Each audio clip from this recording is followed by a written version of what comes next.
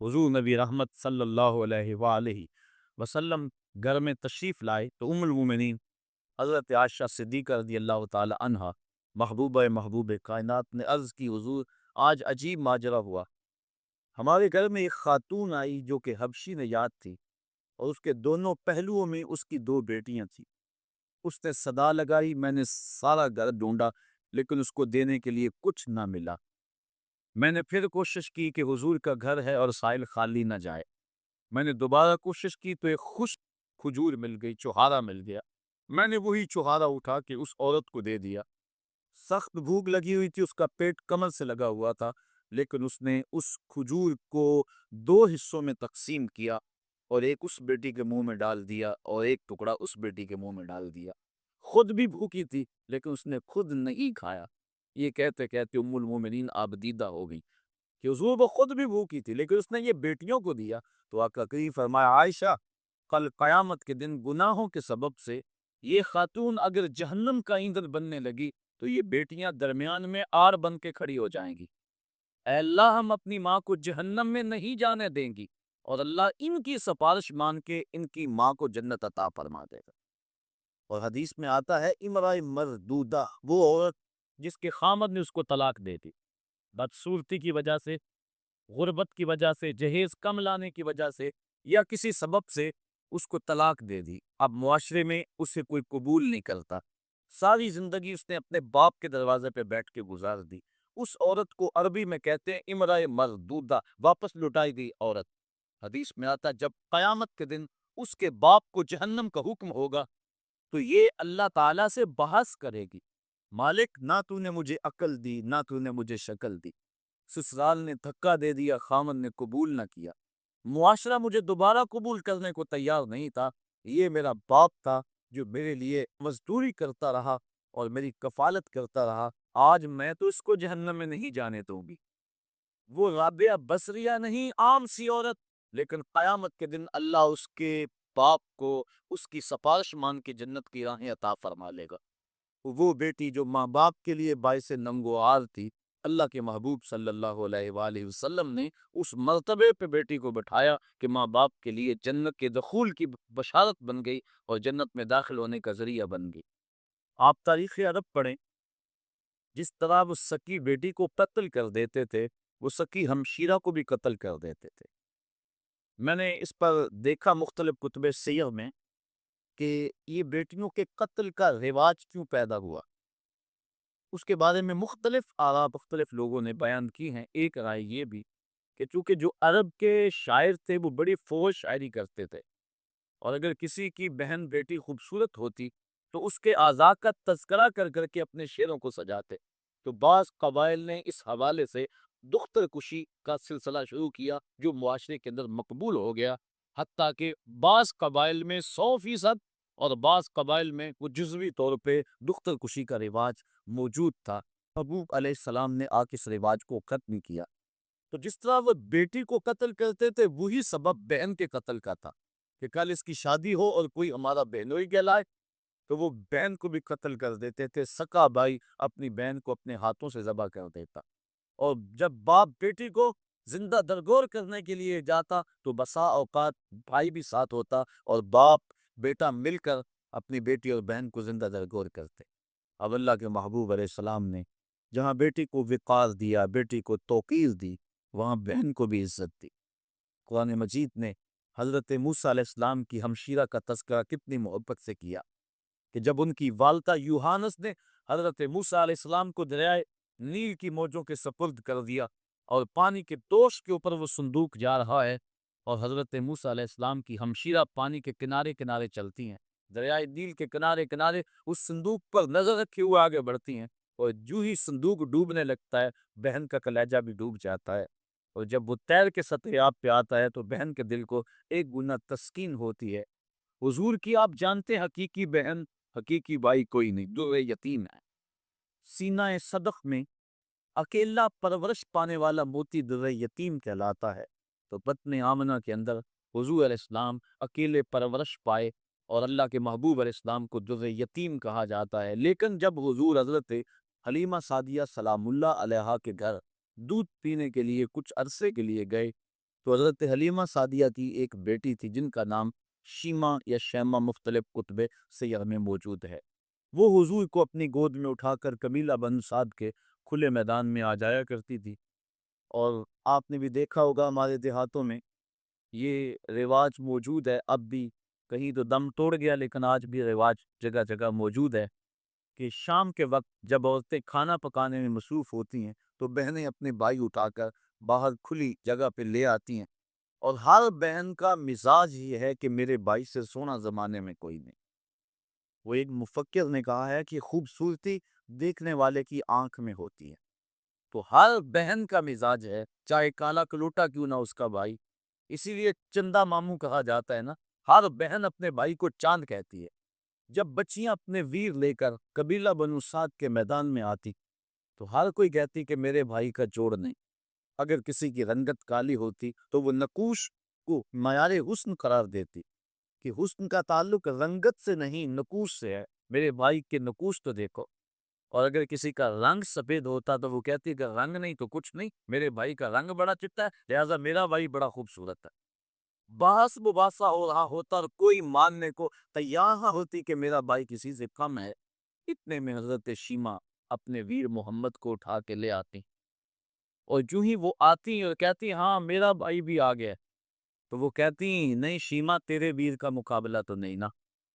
تو کتب میں آتا ہے کہ حضرت شیمہ کا سر فخر سے بلند ہو جاتا اور پھر حضور کو سینے سے چمٹا لیتی اور دعا دیتی، ربنا ابقی لنا محمدا حتی اراہ یافعا و امردا، اے اللہ میرے ویر محمد کو سلامت رکھنا، اس کو شاءاللہ نظر نہ لگے میرا ویر آج بچوں کا سردار ہے، کل میں اپنی آنکھوں سے دیکھوں کہ جوانوں کی بھی سرداری کرے۔ حضرت شیخ محقق نے بھی اس واقعہ کو لکھا ہے، کتب سیر میں موجود ہے کہ ایک غزوے میں حضرت شیمہ کے قبیلے کے ساتھ لڑائی ہوئی، کیونکہ ان کی شادی ہو گئی، اولاد ہو گئی۔ جس قبیلے میں حضرت شیمہ کا نکاح ہوا تھا مدینہ شریف کے دور میں، مدنی دور میں حضور کی لڑائی غزوہ اس قبیلے کے ساتھ ہوا۔ اس قبیلے کے کافی لوگ پکڑے گئے، گرفتار ہو کے کچھ قتل کر دیے گئے۔ گرفتار شدگان کو چھڑانے کے لیے عرب کے رواج کے مطابق وہ فدیے کی رقم اکٹھی کر رہے تھے کہ چلتے چلتے حضرت شیمہ کے گھر آئے، انہوں نے پوچھا یہ رقم تم کیوں اکٹھی کر رہے ہو، یہ فنڈ کس لیے اکٹھا کیا جا رہا ہے؟ انہوں نے بتایا کہ ایک شخص سے ہماری لڑائی ہوئی ہے جو ادعائے نبوت رکھتا ہے، مدینے میں اس کا بسیرا ہے، اتنے ہمارے بندے پکڑے گئے ہیں، ان کو چھڑانا ہے۔ کہا کیا نام ہے اس کا؟ کہا نام اس کا محمد ہے صلی اللہ علیہ وسلم۔ بس آنکھوں سے آنسو جاری ہو گئے۔ کہا اچھا اس کے تمہارے بندے پکڑے؟ کہا ہاں۔ کہا پھر رقم اکٹھی نہ کرو۔ کہا کیوں؟ کہا مجھے ساتھ لے چلو۔ کہا تو کیا کرے گی؟ کہا میں تمہارے بندے چھڑا کے لاؤں گی۔ کہا تو کیسے چھڑائے گی؟ کہا وہ میرا ویر لگتا ہے، وہ میرا بھائی لگتا ہے۔ قوم کے سردار ساتھ ہیں، حضرت شیمہ قوم کے سرداروں کو لے کر حضور کے خیمہ نوری کی طرف بڑھ رہی ہیں۔ یہ وہ وقت تھا جب ادب کی آیتیں اتر چکی ہیں، صحابہ ننگی تلواروں سے پہرا دے رہے ہیں۔ حضرت شیمہ اپنی قوم کے سرداروں کو لے کر اس خیال میں کہ میں اپنے بھائی کے پاس جا رہی ہوں بڑی تیزی سے آگے بڑھنا چاہا، لیکن پہرے داروں نے راستہ روک لیا، تلوار شوت تھی۔ رک جائے دیہاتی عورت، جانتی نہیں آگے کوچہ رسول ہے، آگے تو بغیر اذن کے جبریل بھی نہیں جا سکتے، تم کون ہو؟ حضرت شیمہ کو جب روکا گیا تو انہوں نے تلوار کو چٹک کے پیچھے کرتے ہوئے کہا خلو سبیلی وعلموا انا اخت نبیکم، میری راہیں چھوڑ دو، مجھے جانتے نہیں میں کون ہوں، میں تمہارے نبی کی بہن لگتی۔ بس یہ جملے سننے کی دیر تھی کہ تلواریں خم ہو گئی، آنکھوں پر پلکیں آ گئی اور صحابہ نے نظریں نیچی کر لی۔ حضور علیہ السلام کی ہمشیرہ حضور کے خیمہ نوری میں داخل ہوئی۔ آقا کریم نے جب دیکھا تو اٹھ کے استقبال کیا اور پوچھا بہن کدھر آئی ہو؟ عرض کی حضور آپ کے بندوں نے ہمارے لوگ پکڑ لیے ہیں، چھڑانے آئی ہو۔ آقا فرمایا بہن تو نے زحمت کیوں گوارا کی، تو پیغام بھیج دیتی میں سارے چھوڑ دیتا۔ پھر حضور نے کچھ گھوڑے، چند جوڑے اور بہت سارا ساز و سامان دیا۔ جب بھائیوں کے دروازے پر بہن آئے تو بھائی خالی تو نہیں موڑا کرتے، اور پھر حضور رخصت کرنے کے لیے خود خیمہ پاک سے باہر آئے۔ صحابہ کی جماعت منتظر تھی۔ فرمایا صحابہ جب میں قیدی چھوڑا کرتا ہوں تم سے مشاورت کیا کرتا ہوں، آج پہلا موقع ہے، میں نے مشورہ بھی نہیں کیا اور قیدی بھی چھوڑ دیے۔ کہا بندہ نواز جو چاہیں آپ کریں، لیکن ارشاد تو کر دیں کہ آپ نے آج مشورہ ضروری کیوں نہیں سمجھا؟ فرمایا آج میرے دروازے پہ میری بہن آ گئی تھی، تو دنیا کے سامنے عملاً بہن کے وقار کو رکھا۔ جس معاشرے میں بیٹی کی توقیر نہیں تھی، اس معاشرے کو بیٹی کی توقیر سکھائی۔ بہن کی آبرو نہیں تھی، عملاً بہن کی آبرو لوگوں کے سامنے رکھی۔ سوتیلی ماں تڑکے میں پٹتی تھی، اور سکی ماں کی بھی عورت ہونے کے ناطے سے آبرو نہیں تھی، لیکن اللہ کے محبوب نے قولاً اور عملاً ماں کی آبرو لوگوں کے سامنے رکھی۔ الجنت تحت اقدام الامہات، جنت تو ماں کے قدموں کے سائے تلے، ماں کے قدموں تلے جنت بچھا دی۔ اور حضور نے عملاً لوگوں کے سامنے ماں کا پیار بیان فرمایا، جو رحیم بھی ہے۔ لِتُنذِرَ قَوْمًا مَا أُنذِرَ آبَاؤُهُمْ فَهُمْ غَافِلُونَ، تاکہ تم اس قوم کو ڈر سناؤ جس کے باپ دادا نہ ڈرائے گئے تھے، تو وہ بے خبر ہیں، وہ غفلت میں ہیں۔ حضرت امام فخر الدین رازی فرماتے ہیں یا ما نافیہ ہے یا پھر یہ ما مصدریہ ہے۔ جن لوگوں نے اس کا ترجمہ کیا ہے عمومی طور پہ مفسرین ادھر ہی گئے ہیں کہ یہ ما نافیہ ہے، تو مفہوم ہوا کہ محبوب آپ اس قوم کو ڈرائیں، مدتیں ہوئی ان کے آباء و اجداد کو بھی کسی نے ڈر نہیں سنایا تھا، تو وہ غفلت میں پڑ گئے ہیں۔ حضرت عیسیٰ علیہ السلام کے اٹھائے جانے اور حضور کے پیدا ہونے کے درمیان 571 سال کا فاصلہ ہے، پھر 40 سال کے بعد حضور نے اعلان نبوت کیا، تو 611 سال ہو گئے تھے کہ قوموں نے وحی کا اجالا نہیں دیکھا تھا، اور اتنی دیر اندھیرے میں رہنے کے بعد اب روشنی ان کو عجیب لگتی تھی۔ طویل مدت اندھیرے میں بیٹھے رہیں تو اچانک بجلی آ جائے تو پھر ایک دفعہ آنکھوں پر بوجھ ہوتا ہے، تو جو اتنا عرصہ کفر کے ظلمت قدے میں رہے اور اندھیروں سے نبھا کرنا ان کا مزاج بن گیا اور وہ ان کی فطرت بن گئی، جب وحی کا اجالا چمکا تو وہ انکار تو کریں گے، چونکہ وہ ان کی طبع کے اندر رچ بس گیا ہے اندھیرا۔ تو اب جس طرح چمگادڑ اندھیرے میں رہتی ہے تو سورج چڑھے تو وہ چھپ جاتی ہے، سورج کو دیکھ نہیں پاتی، آنکھیں بند کر لیتی ہے، تو اسی طرح جو لوگ اتنا طویل عرصہ اندھیرے میں رہے تھے، تو اب حضور کی نبوت کا سورج چمکا تو انہوں نے انکار تو کرنا ہی تھا، انہوں نے تو چھپنا ہی تھا، مخالفت تو کرنی تھی، اس لیے کہ اندھیرے کے خوگر بن گئے ہوئے تھے۔ فَهُمْ غَافِلُونَ، تو وہ غافل ہو چکے تھے، ان کی فطرت میں، ان کی طبع میں اور ان کے دل میں راسخ ہو چکے تھے اندھیرے۔ اب ان کو اچنبا لگتا تھا روشنی، روشنی عجیب لگتی تھی ان کو۔ ایک تو ہے اگر یہ ما نافیہ مانے، اور اگر اس ما کو مصدریہ مانے تو پھر اس کا مفہوم یہ ہوگا کہ محبوب آپ ان کو اسی طریقے اور اسی انداز سے ڈر سنائیں جس انداز سے ان کے آباء و اجداد کو ڈر سنایا گیا تھا۔ آپ کوئی نیا طریقہ نہیں لے کے آئے، جو پیغمبروں کا طریقہ پہلے تھا، تنذیر کا، تبشیر کا، آپ اسی طریقے پہ آئے ہیں، اور جس طرح وہ لوگوں کو اور قوموں کو ڈر سناتے رہے ہیں، آپ بھی اسی طریقے پہ ان کو تنذیر کریں، ان کو ڈر سنائیں، ان کو تبشیر کریں، ان کو پیغام حق دیں۔ یعنی آپ کا وہی طریقہ ہوگا جو آپ سے قبل پیغمبروں کا طریقہ رہا ہے، اور جس طرح ان کے آباء و اجداد کو ڈرایا گیا، پیغمبروں نے ان کے بڑوں کو ڈرایا، ان کو بھی آپ اسی طریقے سے ڈرانے کے لیے آئے ہیں۔ اور دوسرا مفہوم جو ما نافیہ کے ساتھ ہے کہ آپ اس قوم کو ڈرانے آئے ہیں، ان کو ڈر سنانے آئے ہیں، ان کو تنذیر کرنے آئے ہیں۔ مدتیں ہو گئیں کہ ان کے آباء و اجداد کو بھی کسی نے ڈر نہیں سنایا تھا، اب غفلتوں کے خوگر ہو گئے ہیں، اب عادی ہو گئے ہیں اندھیروں میں رہنے کے، تو تیری بات ان کو عجیب لگے گی تو مخالفت بھی کریں گے، تانے بھی دیں گے، پتھر بھی اٹھائیں گے، اور گڑھے بھی کھودیں گے، کانٹے بھی بچھائیں گے، طائف کا بازار بھی سجے گا، مکے کی گلیوں میں دکھ بھی آئیں گے، احد اور بدر کی جنگیں بھی ہوں گی۔ اس سخت حالات سے محبوب آپ کو گزرنا ہوگا، اس لیے کہ آپ کا پالا اس قوم سے پڑنے لگا ہے جن کے آباء و اجداد نے بھی مدتیں ہوئی روشنی نہیں دیکھی تھی، تو ان کے پاس جب آپ روشنی کا پیغام لے کے جائیں گے تو ان کو یہ بات عجیب لگے گی، اس لیے آپ ان کو تنذیر کرنے جا رہے ہیں۔ لَقَدْ حَقَّ الْقَوْلُ عَلَىٰ أَكْثَرِهِمْ فَهُمْ لَا يُؤْمِنُونَ، بے شک ان میں اکثر پر بات ثابت ہو چکی ہے کہ وہ ایمان نہیں لائیں گے۔ ابو جہل، ابو لہب، عتبہ عتیبہ اور کئی لوگ ہیں، یہ اتنے راسخ ہو چکے ہیں کفر میں، اور ان کے اندر اتنا زنگ چڑھ گیا ہوا ہے کہ محبوب یہ ایمان نہیں لائیں گے۔ آپ گھبرائیں نہیں، اپنے عمل تبلیغ کو جاری رکھیں، کٹھن حالات میں آپ روشنی کے دیے روشن کرتے چلے جائیں، اندھیرا چھٹتا چلا جائے گا، لیکن اکثر لوگ نہیں مانیں گے، مخالفت کریں گے، کھڑے ہو جائیں گے، مقابلہ کریں گے، بہت کچھ ہوگا۔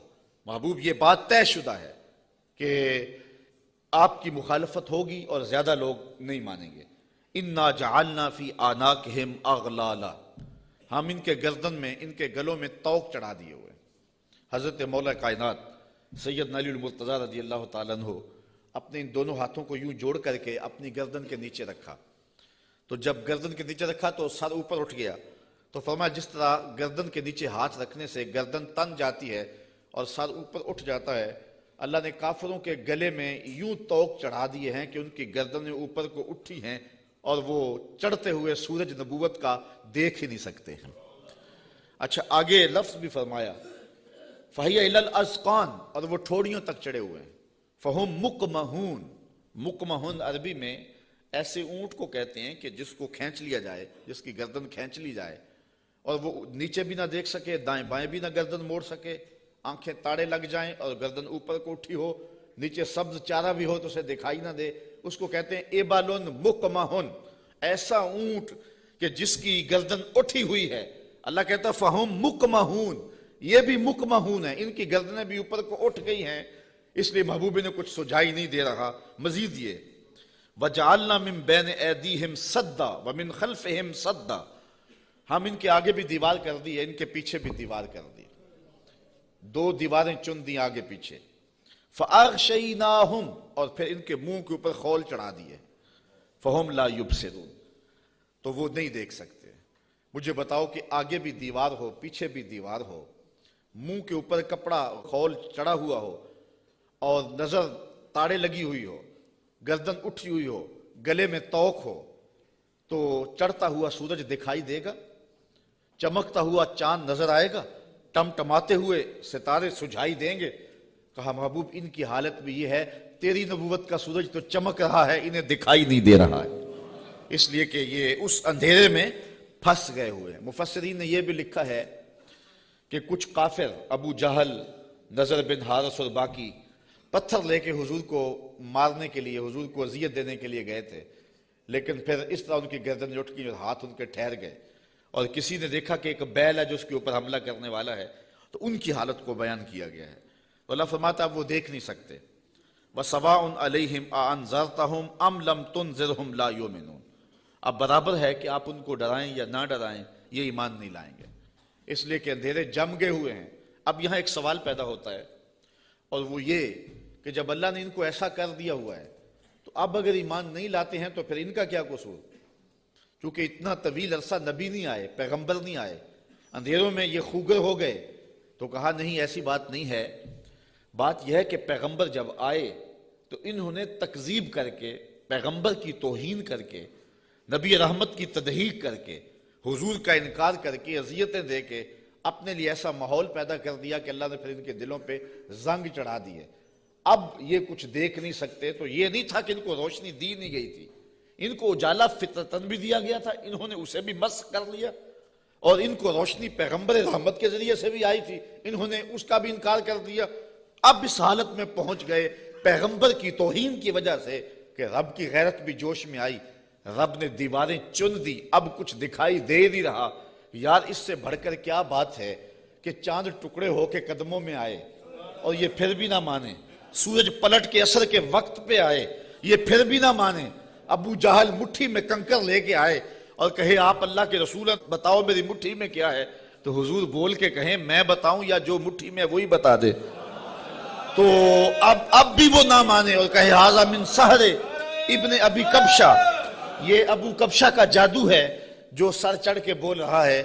تو یہ ان کے آگے پیچھے دیواریں نہیں ہیں تو اور کیا ہے، ورنہ اتنے واضح دلائل دیکھنے کے باوجود بھی ان کو نظر نہیں آ رہا، یا رشتہ دار بھی ہیں لیکن نظر نہیں آ رہا، پاس بیٹھتے بھی ہیں نظر نہیں آ رہا، اور بلال حبشے سے دیکھ رہا ہے، سلمان کو فارس سے دکھائی دے رہا ہے، اور صہیب کو روم سے نظر آ رہا ہے، کول ہندیاں بھی کہیں اپنا نہ جانے، دل والے آکھیا دلدار آگے۔ تو یہ اپنی اپنی قسمت کی کہانی ہے، تو کہا محبوب آپ ان کو ڈرائیں یا نہ ڈرائیں یہ ایمان نہیں لائیں گے۔ انما تنذر من اتبع الذکر وخشی الرحمن بالغیب فبشرہ بمغفرۃ واجر کریم۔ اچھا سوال پیدا ہوتا ہے جب لوگ تو ایمان لائیں گے نہیں، لوگ تو مانیں گے نہیں، انکار پہ انکار کرتے جائیں گے، دل اندھے ہو گئے ہیں، آگے پیچھے اوپر نیچے پردے ہی پردے ہیں، تو پھر تبلیغ کیوں کی جائے؟ تبلیغ عمل جاری کیوں رکھا جائے؟ جب زمین ہی بنجر ہے تو پھر بیج کیوں ڈالا جائے؟ جب زمین ہی جو ہے وہ شور اور کلر ہے تو پھر می برسنے سے ہوگا کیا؟ تو پھر تبلیغ کا عمل رک جانا چاہیے۔ کہا محبوب نہیں، تیرے کرم کا می برستا رہنا چاہیے، تیرے کرم کا می جو ہے وہ ان کے اوپر نازل ہوتا رہنا چاہیے۔ یہ نہیں مانیں گے، ایسے بھی ہیں۔ انما تنذر من اتبع الذکر، محبوب آپ اس کو ڈر سناؤ جو نصیحت کے پیچھے پیچھے چلے۔ ایک وہ ہیں جو سنتے نہیں، اور ایک ہے جو جھولیاں پھیلا کے پیچھے پیچھے آ رہے ہیں۔ ایک وہ ہے کہ آپ سناتے ہیں، کانوں میں انگلیاں ٹھونس لیتے ہیں، اگر سنائیں تو پھر بھی ایک کان سے سن کے دوسرے کان سے نکال لیتے ہیں۔ اور ایک وہ بھی ہیں کہ تو پہاڑ کی چوٹی پہ بیٹھا ہے اور محبت والا، آنکھوں میں ظاہری روشنی بھی نہیں رکھتا۔ عبداللہ ابن مکتوم حضور کی خوشبو سونگ سونگ کے پتھروں پہ اوپر چڑھتا ہوا پہاڑ پہ پہنچ جاتا ہے اور آپ کی چوکھٹ پہ جولی پھیلا کے کہتا ہے کہ یا رسول اللہ علمنی ما علمک اللہ، اللہ نے جو آپ کو دیا میری جھولی میں بھی ڈال دیجئے۔ ایک سن نہیں رہے اور ایک پیچھے پیچھے آ رہا ہے۔ محبوب ایک سن نہیں رہے اور ایک جھولی پھیلا کے کہتا ہے چمک تجھ سے پاتے ہیں سب پانے والے، میرا دل بھی چمکا دے چمکانے والے۔ تو کہا محبوب وہ بھی ہیں جو نصیحت کے پیچھے پیچھے چلتے ہیں۔ وَخَشْيَ الرَّحْمَانَ بِالْغَیب، اور رحمان کو بن دیکھے رحمان سے ڈرنے والے، یہ لوگ ہیں جو تیری نصیحت کو قبول کریں گے، تیری بات کو قبول کریں گے۔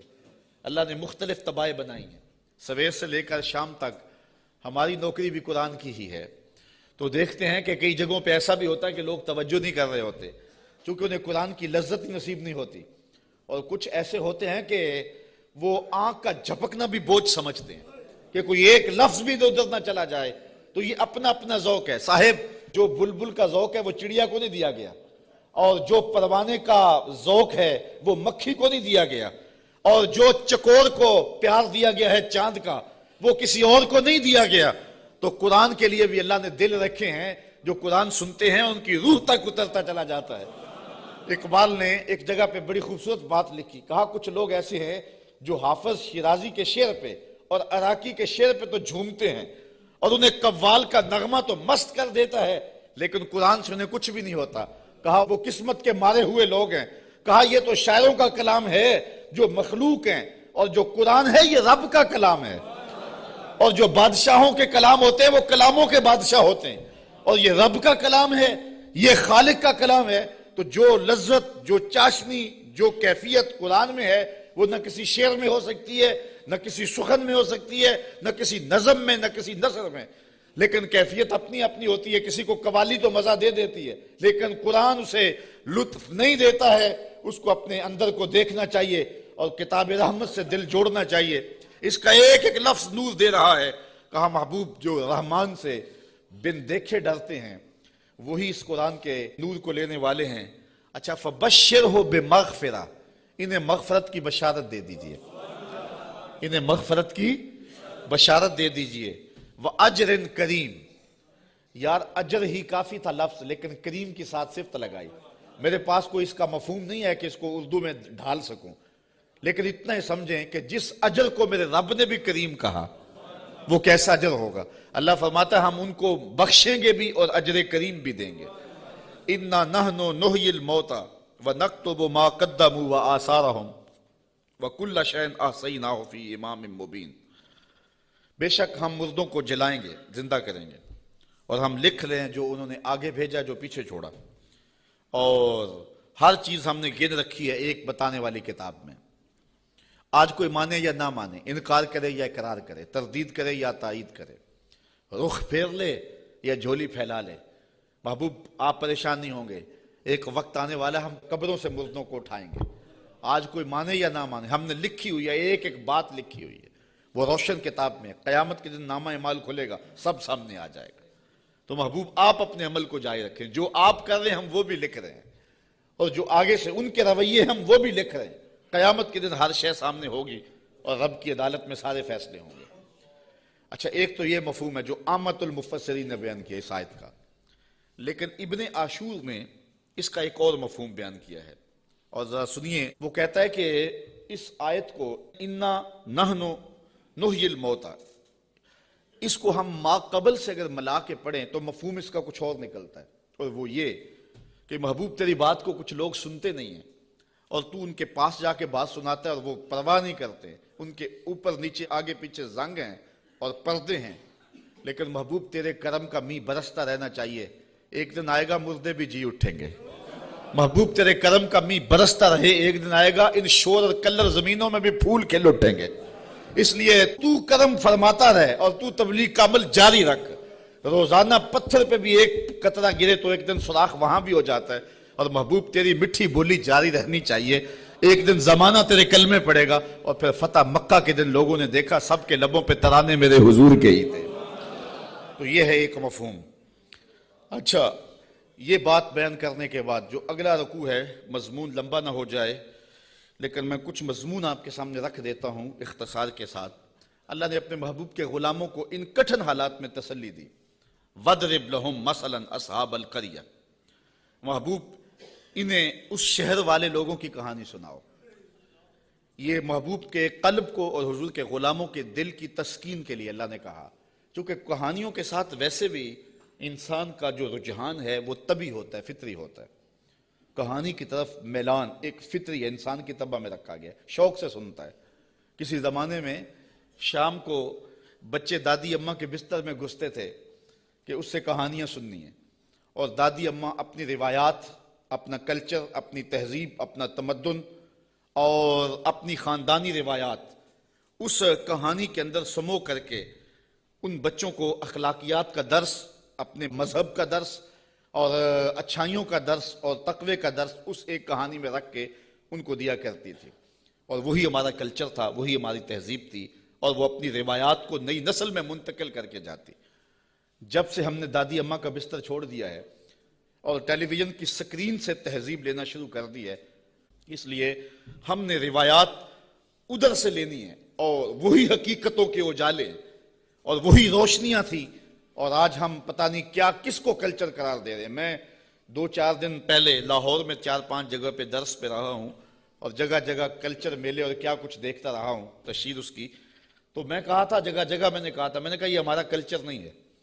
جو ماہرین ہیں اور جو فنون والے ہیں وہ کہتے ہیں کہ جو کلچر ہوتا ہے کسی بھی قوم کا، اس پر جغرافیے کی اور مذہب کی چھاپ ضرور ہوتی ہے۔ یہ کبھی نہیں ہو سکتا کہ کسی قوم کا کلچر، اس کی تہذیب، اس کے جغرافیے سے اور اس کے معتقدات سے، اس کے عقائد سے ہٹ کر ہو۔ تو یہ سارتا پا برہنہ کلچر، یہ ہمارا کلچر نہیں ہو سکتا، نہ مشرقی کلچر نہ حجازی کلچر۔ ہمارا کلچر مغرب کی ہواؤں سے نہیں پھوٹتا، مدینے کی فضاؤں سے پھوٹتا ہے۔ اپنی ملت کا قیاس اقوام مغرب سے نہ کر، خاص ہے ترکیب میں تجھے قوم رسول ہاشمی۔ آج جو کلچر ہمیں دیا جا رہا ہے وہ قطعاً ہماری روایات نہیں ہیں، ہمارا کلچر نہیں ہے، ہمارا تمدن نہیں ہے، ہماری تہذیب نہیں ہے۔ تو بہرحال دادی اماں سے وہ کہانیاں سننا، یہ شوق اور رجحان، یہ فطری ہے۔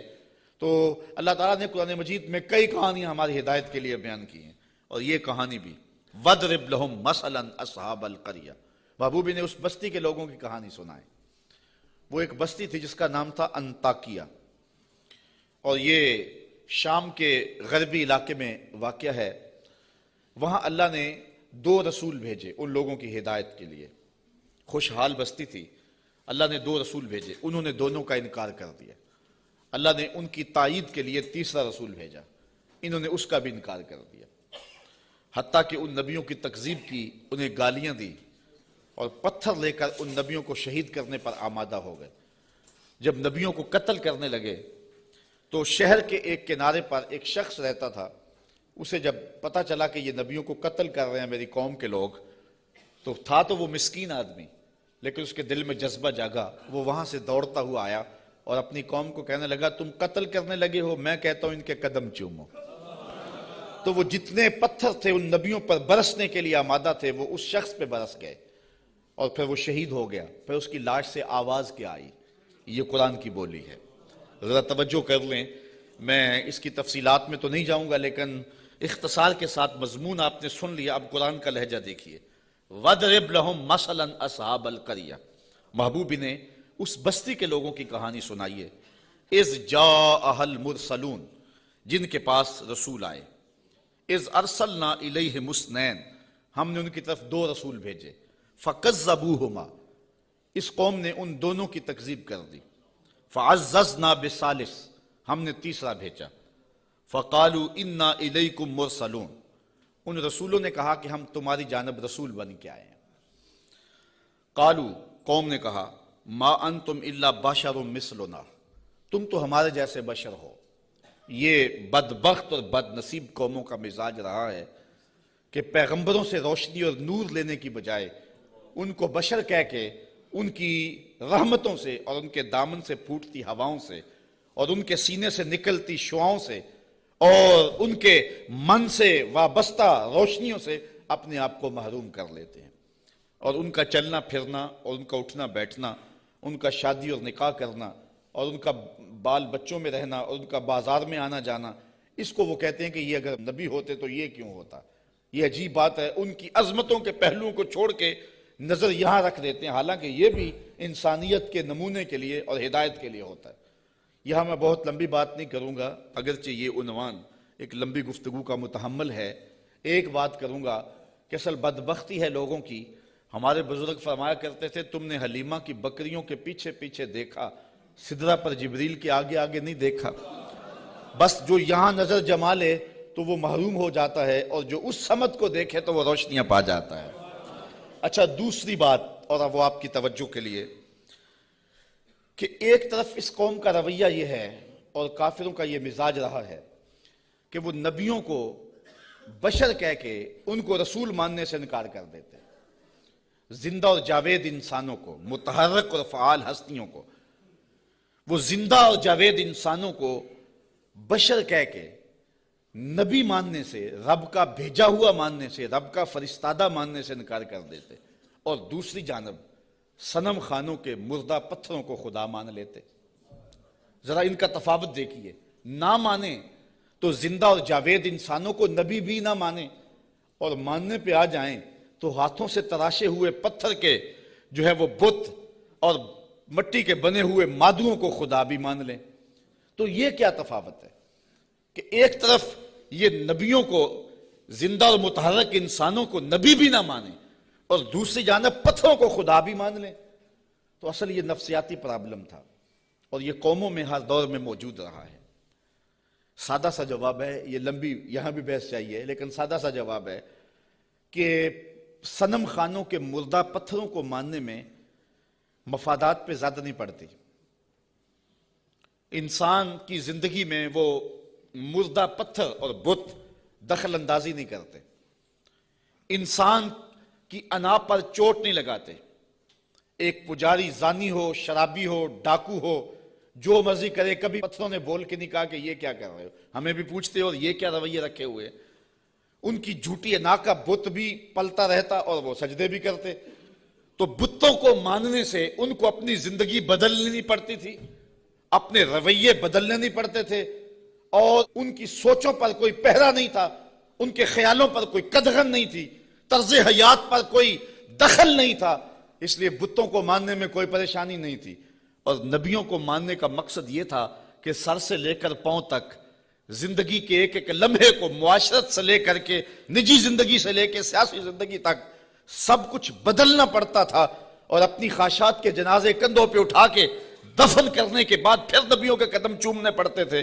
اس لیے نبیوں کو ماننے میں پرابلم تھا اور بتوں کو ماننے میں کوئی پرابلم نہیں تھا، اس لیے کہ بتوں کو ماننے میں کوئی مفادات پہ زیادتی نہیں پڑتی تھی، اور نبیوں کو ماننے کا مقصد یہ تھا پھر اپنی خواہش چھوڑنی پڑتی تھی۔ تیرے ہندیاں سندیاں محبوبہ، میں کافر ہوں جے میں ہوں، پھر تو اپنا آپ چھوڑنا پڑتا تھا نا۔ اس لیے وہ انسانوں کو نبی ماننے کے لیے تیار نہیں تھے اور پتھروں کو خدا ماننے کے لیے آمادہ ہو جاتے۔ آج بھی یہ نفسیات ہمارے اندر بھی پائے جاتے ہیں۔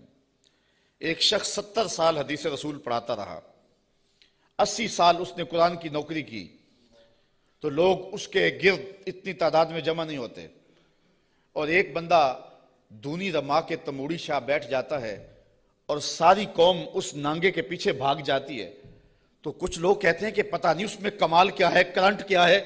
صاحب، بات کرنٹ کی نہیں ہے، مفادات پہ زد نہیں پڑتی، اور اس شخص کے پاس آنا ہے تو زندگی بدلنی پڑتی ہے۔ اس لیے ان مردوں کو ماننے میں حرج نہیں ہے، اور ان فعال اور زندوں کو ماننے میں اپنی خواہشات کا جنازہ اٹھانا پڑتا ہے۔ لہذا انسان کا رجحان ادھر نہیں ہوتا ہے، انسان کا رجحان ادھر ہوتا ہے۔ یہ ایک انسان کی فطرت ہے۔ اس بات کو سمجھانے کے لیے میں آپ کو ایک بات سناؤں گا۔ میرا ایک دوست ہے پرانا، تو بچپن میں جن سے تعلق رہا ہو تو وہ کم ہی کسی کے لیے اعتقاد کا رشتہ رکھتے ہیں، لیکن یہ اللہ کا فضل ہے کہ میرے لیے اس کے دل میں بڑی محبت، حتیٰ کہ میرے ساتھ اس کا روحانی تعلق بھی ہے۔ تو اس کا ایک دوسرا دوست ہے، اور وہ میرا بھی دوست، اور وہ بہت زیادہ پڑھ لکھ بھی گیا ہے اس کی طرح۔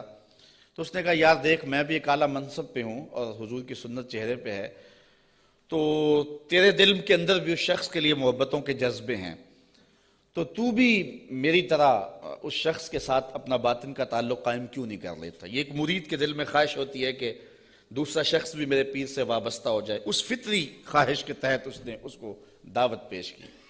تو اس نے جو جواب دیا، وہ جواب اس آیت کے مفہوم کو سمجھنے میں مدد دے گا۔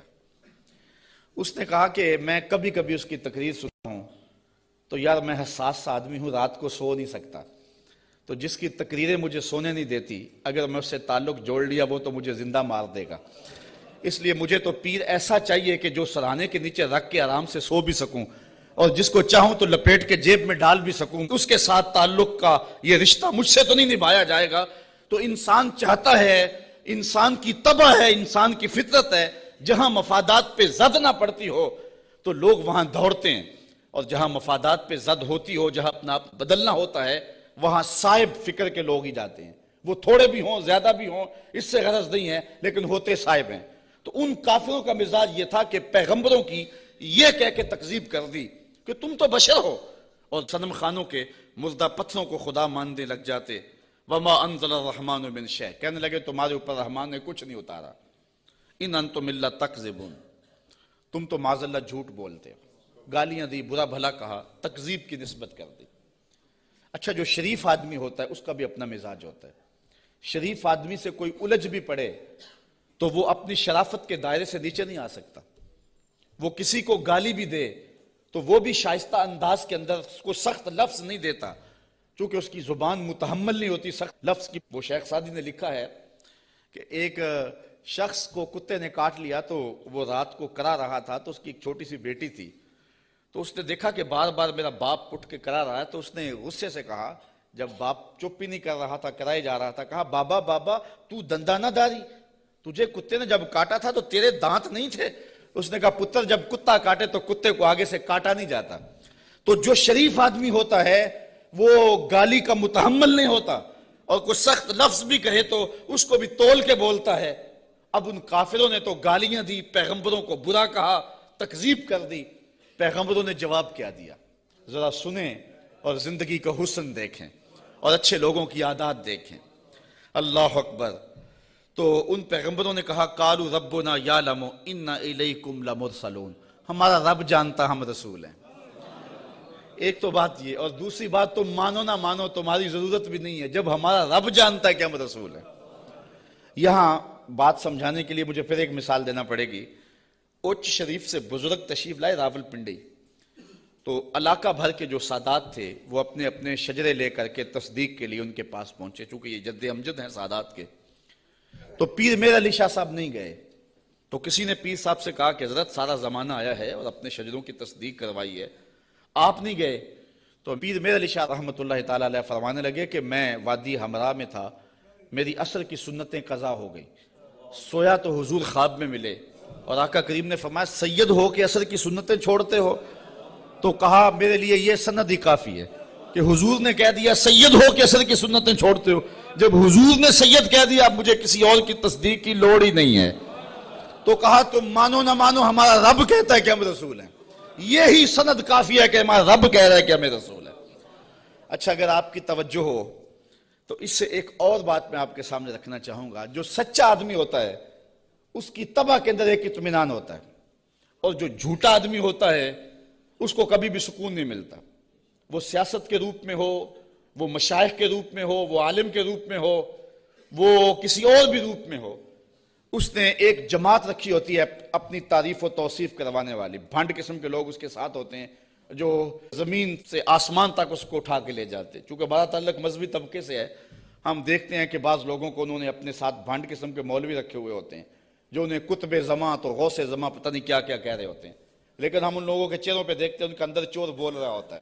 اور اسی طرح جس طرح جھوٹا آدمی اس کا سارا زمانہ بھی تعریف کرے تو اسے تو پتہ ہوتا ہے، تو وہ اندر جو ضمیر ہے اس کا ملامت کرتا ہے اور اس کی پیشانی پہ کچھ لکھا ہوتا ہے جو بصیرت والے لوگ پڑھتے ہیں۔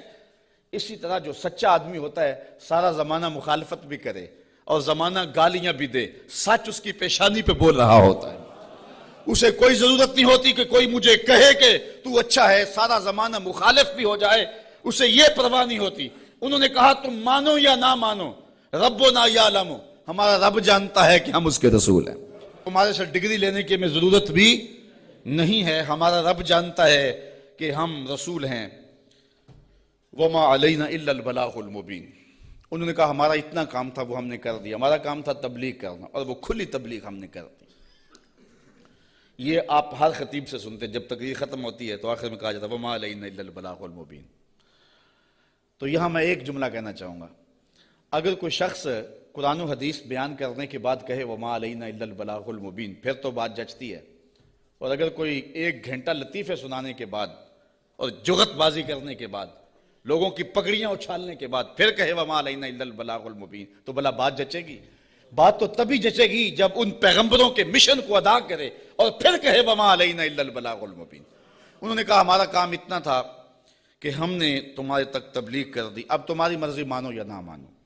قالوا انا تطیرنا بکم لئن لم تنتہوا لنرجمنکم ولیمسنکم منا عذاب علیم۔ کہنے لگے معاذ اللہ ہم تمہیں منحوس سمجھتے ہیں، نحوست کی نسبت ان نبیوں کی طرف کر دی۔ اور مفسرین نے لکھا ہے کہ بارش بھی زیادہ ہو جاتی تو کہتے ہیں ان کی وجہ سے، کبھی دھوپ کڑاکے کی لگ جاتی تو کہتے ہیں ان کی وجہ سے، کبھی کوئی چلتے چلتے کوئی گر جاتا تو کہتے ہیں ان کی وجہ سے، یعنی جو بھی انہیں کوئی تکلیف پہنچتی تو وہ الزام دیتے پیغمبروں پہ کہ یہ آئے ہیں 3 لوگ ہماری بستی میں، اس وجہ سے ہمیں یہ تکلیفیں آ رہی ہیں۔ انہوں نے کہا لئن لم تنتہوا، اگر تم نہ رکے باز نہ آئے۔ اس قوم نے ان 3 پیغمبروں کو الٹیمیٹم دیا، اگر تم نہ رکے تبلیغ کا عمل نہ چھوڑا لنرجمنکم، ہم تمہارے اوپر پتھر برسائیں گے، ولیمسنکم منا عذاب علیم، اور بے شک ہمارے ہاتھوں تم بہت دکھ میں مبتلا ہو جاؤ گے، تمہیں بڑی سزا دیں گے، تکلیف دیں گے۔ انہوں نے جواب میں کیا کہا؟ قالوا طائرکم معکم، کہا تمہاری نحوست تمہارے ساتھ، تمہاری نحوست تمہارے ساتھ ہی ہے۔ اَإِن ذُكِّرْتُمْ، تم یہ سب کچھ اس لیے کر رہے ہو کہ ہم تمہیں نصیحت کر رہے ہیں، ہم تمہیں ڈرا رہے ہیں، تمہیں ہم تذکیر کر رہے ہیں، اور جس کے اندر چور ہو تذکیر اس کو دکھن دیتی ہے اور اس کو تکلیف ہوتی ہے۔ بل انتم قوم مسرفون، تم حد سے تجاوز کرنے والے لوگ ہو۔ اچھا جب انہوں نے یہ کہا تو قوم نے پتھر پکڑ لیے، کسی نے چھری پکڑی ہے، کسی نے تلوار پکڑی ہے، کسی نے ٹوکا پکڑا ہے، کسی نے کلہاڑا پکڑا ہے، کسی نے پتھر پکڑے ہیں، کسی نے ڈنڈا پکڑا ہے، جو کسی کے ہاتھ میں آیا میدان میں لے آئے 3 پیغمبروں کو اور ان کو قتل کرنے کے لیے قوم امڑ آئی۔ اب جب ان پیغمبروں کو شہید کرنے کے لیے لوگ آمادہ ہوئے تو پھر شہر کے کنارے وہ شخص آیا، میں بالکل چھوٹا تھا، 12 یا 13 سال کی عمر ہوگی، میرے والد گرامی رحمت اللہ تعالی علیہ فجر کی نماز میں سورہ یاسین پڑھا کرتے تھے، اور جب اس آیت پہ آتے تو حالت ان کی بھی ہوتی کہ بلک بلک کے رو پڑیں گے، اور مجھے بھی نہیں پتا کہ دل میں کیا اترتا تھا، اس وقت تو پتہ نہیں تھا، چھوٹے تھے، لیکن بعد میں جب مفہوم سمجھ میں آیا تو پھر پتہ چلا کہ اس آیت میں کیا ہے۔ اس کا ترجمہ تو میں آپ کے سامنے رکھوں گا ہی، لیکن آپ لفظوں پہ بھی غور کرنا، لفظوں کی کشش کیا ہے۔ وہ حبیب نجار نامی شخص تھا جو شہر کے کنارے ایک جو ہے وہ غار میں رہتا تھا، اور جب یہ انطاکیہ میں پیغمبر داخل ہوئے تو سب سے پہلے ملاقات اس سے ہی ہوئی۔ اس کو 70 سال ہو گئے تھے، ایک بیماری میں مبتلا تھا اور روزانہ بتوں کے آگے ہاتھ جوڑ کے معافی مانگتا تھا اور اپنی شفا کا عرض کرتا تھا۔ تو پیغمبروں نے جب توحید کی دعوت دی، بتوں کو چھوڑنے کا کہا، تو اس نے کہا کہ تمہارا رب کیا کر سکتا ہے؟ کہا کہ جن بتوں سے 70 سال ہو گئے تو معافی مانگتا ہے اور شفا مانگتا ہے، انہوں نے نہیں دی، ہمارا رب تجھے ایک لمحے میں شفا دینے پہ قادر ہے۔ اس نے کہا کیسے؟ ان پیغمبروں نے ہاتھ اٹھائے۔ اچھا یار، پیغمبر تو ایک ہی ہاتھ اٹھا لے اور پھر 3 پیغمبروں نے ہاتھ اٹھائے ہوں گے تو پھر کیفیت تو کچھ اور ہی ہوئی ہوگی۔ اچھا، اس کی بیماری ختم ہو گئی، فوراً ٹھیک ہوا، اپنے گھر میں رہ کے ذکر فکر میں لگا رہتا تھا۔ یہ پیغمبر تبلیغ کرتے رہے۔ جب قوم نے ان پیغمبروں کو شہید کرنے کا ارادہ کر لیا، وہ دور شہر کے کنارے پہ رہتا تھا اور اس کا گھر کوئی اونچائی پہ تھا اور کسی غار میں رہتا تھا۔ اس نے دیکھا کہ میدان میں لوگ جمع ہیں اور نبیوں کو شہید کرنے پہ آمادہ ہیں، پھر وہ وہاں سے آیا۔ اب قرآن کے لفظ یہاں دیکھیے، یہی حبیب نجار صاحب یاسین ہے۔ ذرا غور تو کرو، قرآن کی نوکری کرنے والوں، دعوت دین دینے والوں، اپنے آپ کو بہت بڑا سمجھو اس اعتبار سے کہ تمہیں یہ سعادت مندی نصیب ہوئی ہے۔ اللہ نے کس اہتمام سے شخص کا ذکر کیا۔ پھر کیا ہوا؟ وَجَاءَ مِنْ أَقْصَى الْمَدِينَةِ رَجُلٌ يَسْعَىٰ، شہر کے پرلے کنارے سے ایک مرد دوڑتا ہوا آیا۔ یار وہ کیسا مرد تھا جس کو رب نے بھی مرد کہہ کے پکارا، وہ جس کو رب نے بھی مرد کہہ کے پکارا، کیونکہ سارا ماحول مخالفت میں ہے اور وہ واقعی مرد تھا، اکیلا آ گیا۔ وَجَاءَ مِنْ أَقْصَى الْمَدِينَةِ رَجُلٌ يَسْعَىٰ، شہر کے پرلے کنارے سے ایک مرد دوڑتا ہوا آیا۔ قال یا قوم اتبعوا المرسلین، کہا میری قوم رسولوں کی اتباع کرو، ان کی مخالفت نہ کرو، ان کو پتھر مارنے لگے ہو، میں کہتا ہوں ان کے قدم چومو۔ اتبعوا من لا یسألکم اجرا وہم مہتدون، ایسوں کی پیروی کرو جو تم سے کچھ مانگتے بھی نہیں اور ہیں بھی سیدھی راہ پہ۔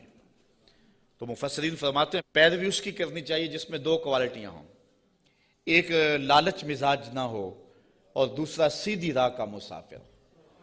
ایک بندہ سیدھی راہ پہ ہے لیکن اپنے حرف بھی بیچتا ہے اور لفظ بھی بیچتا ہے، قرآن کی آیتیں بھی بیچتا ہے اور حدیث رسول کے ایک ایک کلمے کو بیچتا ہے، تو اس سے آپ ہدایت نہیں لے سکتے۔ گو ہدایت پہ ہے، وہ بات سچی کر رہا ہے، قرآن کی کر رہا ہے، حدیث کی کر رہا ہے، لیکن وہ لالچی مزاج کبھی بھی تمہیں کسی موقع پہ بھی بیچ دے گا، تمہاری راستہ خراب کر دے گا۔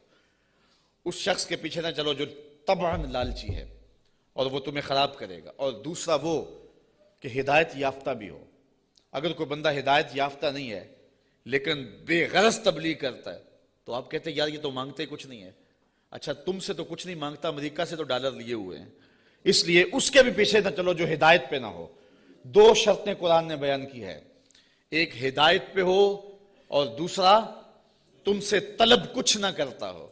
مجھے معاف کرنا، میں پہلے بڑا ماتوب ہوں، لیکن آج جو قیامت توڑی جا رہی ہے، چاہے نعت خانوں کے روپ میں ہو یا علماء کے روپ میں ہو، یہ جو پہلے ایڈوانس لیے جاتے ہیں بعد میں نذرانے وصول کیے جاتے ہیں، اور یہ کیا کیا ریٹ مقرر ہوئے ہیں، یہ کس دین کی کہانی ہے؟ نہ یہ قرآن میں ہے، نہ حدیث میں ہے، نہ رسول کریم کا یہ طریقہ ہے۔ میں قرآن کی کہانی آپ کے سامنے رکھ رہا ہوں۔ اتبعوا من لا یسألکم اجرا، اس کے پیچھے چلو جو تم سے مانگتا کچھ نہ ہو، وہم مہتدون، اور وہ ہدایت والے بھی ہوں۔ یہ اس حبیب نجار نے اپنی قوم سے کہا۔ تبلیغ کا ایک طریقہ بھی دیکھیے، آج حکمت سے بات کرنے کو لوگ بزدلی کہتے ہیں یہ بزدل ہے، یہ گالیاں نہیں دیتا، یہ کمزور آدمی ہے، اس لیے وہ کسی پہ اٹیک نہیں کرتا، جبکہ تبلیغ کی حکمت کو کبھی بھی ہاتھ سے نہیں جانے دینا چاہیے۔ مجھے بتاؤ کہ سارا مجمع مخالف ہے اور سارا زمانہ دشمن ہے، اور جو اکیلا ہی اپنی غار سے نکل کے آیا وہ بزدل تھا یا دلیر تھا؟ قرآن نے بھی اس کو مرد کہا ہے نا، لیکن اس کا تبلیغ کا سٹائل دیکھیے۔ اس نے یہ نہیں کہا کیوں نہیں مانتے، اس نے بھی تبلیغ کا سٹائل یہ دیا، کہا میں اس کو کیوں نہ پوجوں جس نے مجھے پیدا کیا۔ دیکھو تبلیغ کا مقصد اگلے کو سوچنے کا موقع بھی دینا ہے۔ اگر اس پہ اٹیک کر دیا جائے، کسی کو پتھر مارنے، پھر اس کو بات نہیں آپ سنا سکتے۔ تو اگر وہ کہتا نا حبیب نجار کہ تم کیوں نہیں مانتے اس کو جس نے تمہیں پیدا کیا ہے، تو وہ ہاتھ میں پتھر تو پہلے پکڑے ہوئے تھے، فوراً برس جاتے، تبلیغ کا موقع ہی نہ ملتا۔ اس نے یہ بات اپنے اوپر کہی اور سوچنے کا موقع ان کو دیا، کہا میں اس کو کیوں نہ پوجوں جس نے مجھے پیدا کیا۔ تو سوچنے کا موقع ہے نا کہ ہم اس کو کیوں نہ پوجے جس نے ہمیں پیدا کیا۔ پھر کہا وَإِلَيْهِ تُرْجَعُونَ، تم نے پلٹ کے بھی اس کے پاس جانا ہے۔ پھر مخاطبہ ہو گیا، آگے دیکھیے، أَتَّخِذُ مِن دُونِهِ آلِهَةً، کیا میں اسے معبود بناؤں اللہ کے سوا؟ ان یردنی الرحمن بدر لا تغنی عنی شفاعتهم شیئا، اگر رحمان میرا کچھ برا چاہے تو ان کی سفارش میرے کچھ کام نہ آئے۔